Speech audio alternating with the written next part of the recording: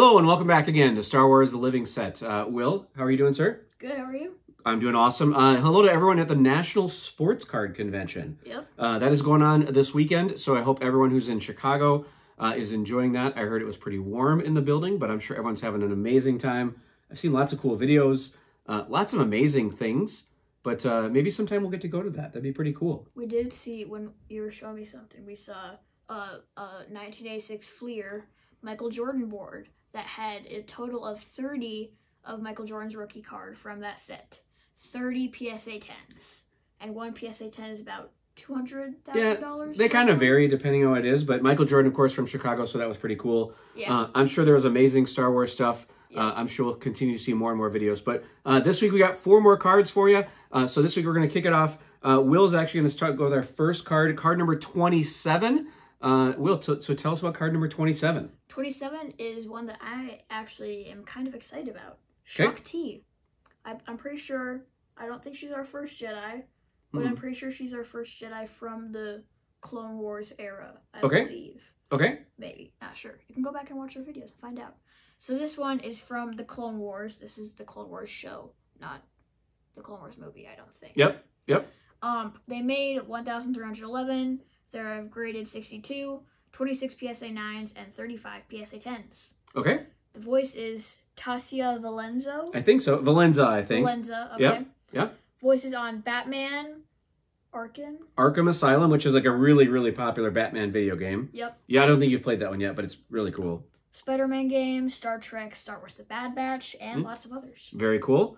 Awesome. Anything else about Shaak T you want to tell us about this week? A few things. She is a Togruta female Jedi Master, which I think is very cool. It is cool. She and Ahsoka have a lot in common, but also very different. Okay. For one, they're both Togruta. They're both Jedi. They're both super cool characters. Yeah. But they're also very different. Not even just their personalities, but their markings are also different. Okay. So awesome. Watch that. Cool.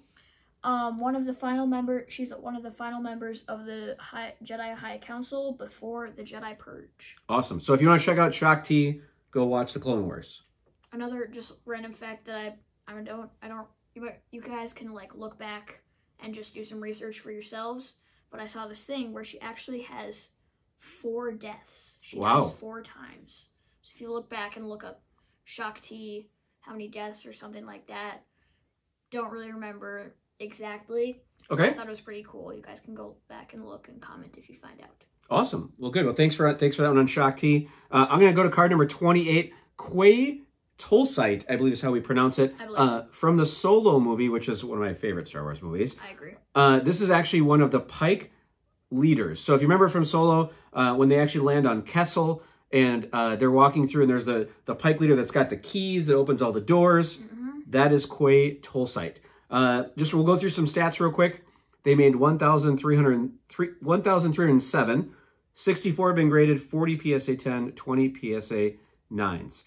The actor in this one is actually a guy named D. Tales, is this person's name, which is interesting. Fun name. Who also played characters in The Force Awakens, in Rogue One, in The Last Jedi, and of course in Solo. Yeah. Which I thought that was pretty cool. And you know, this is, I think, one of the first times that we actually saw the Pyke warriors, or the Pyke in anyone, right? We see them a lot later in, help me, I'm drawing a blank here, on Boba Fett. Yep. We also see them in Mando, but this is kind of the first time we really get to see them and they're kind of interactive, which I thought was pretty darn cool. We do see them in other shows. Yeah. Those are all animated. So this was our first time seeing them in live action. Yep. Which I thought was very different because they're portrayed very differently in Clone Wars. So I thought it was just very interesting and cool to see how they're portrayed differently, or if they have their helmets on or not. Oh, right on. Boba Fett, they look a lot different than how they did in Clone Wars. If you guys look back and watch, you may notice some differences. Okay. I think they're really cool characters. Awesome. Well, again, we'll see them a lot more in other things, but this one actually happens to be from the Solo movie. And spoiler alert, Quay does not make it to the end of the movie. Nope. Quay actually gets killed by Kira when she's kind of breaking out at the end there. So again, card number 28, a Pyke Syndicate leader, Quay Tolsite. Yep. Will, over to you for card number 29 this week. 29 is 4 LOM. Or 4 LOM. 4 LOM, whichever one. Okay. I'm pretty sure it's 4 LOM.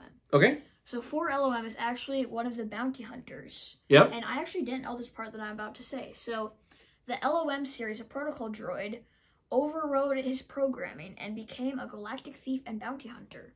Pretty cool. I didn't know there were, I knew there were some various versions of protocol droids, but Yeah. I didn't know there were this many. I didn't even know he was one. Yeah, he's one of the bounty hunters in Yep. Empire Strikes Back, where we kind of, for the first time at that time, which would have been the second Star Wars movie, see all these different characters, right?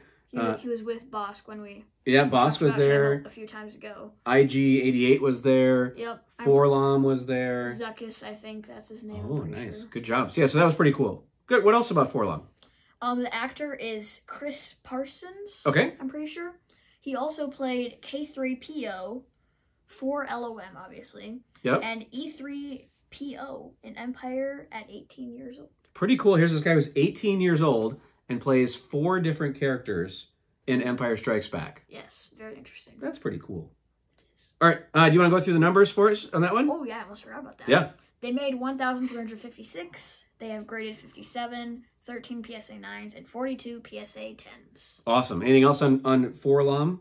I don't think so. All right. Our final card of the week is card number 30, another droid. And this droid became very, very, very popular. Very, very popular. Especially when the preview came out for Force Awakens. Oh my gosh. When it happened, Ari was like, oh my gosh. It was probably bigger than Baby Yoda. It probably was, because all of a sudden we hadn't seen a movie in a long time. And all of a sudden, here's this little orange and white droid rolling along through the desert. And of course, we're talking about card number 30, BB-8. Yep. BB-8 it's actually pretty funny how popular BB-8 is, whether it's different. You can actually make a BB-8 if you go to Disney World or Disneyland. We actually did make one when we went there. We did, My yep. mom did. Yep, lots of merchandise from BB-8.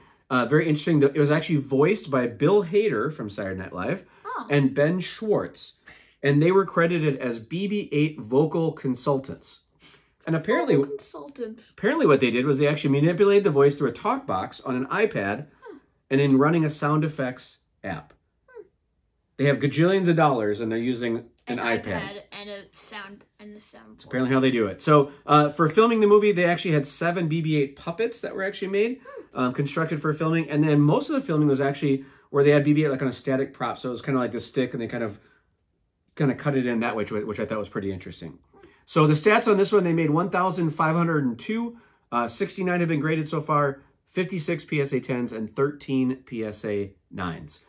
So definitely BB-8, probably one of the most popular characters from the most recent, we'll call them, trilogy. Number 7, 8, and 9. A pretty good personality, kind of a lot of fun. Very funny personality.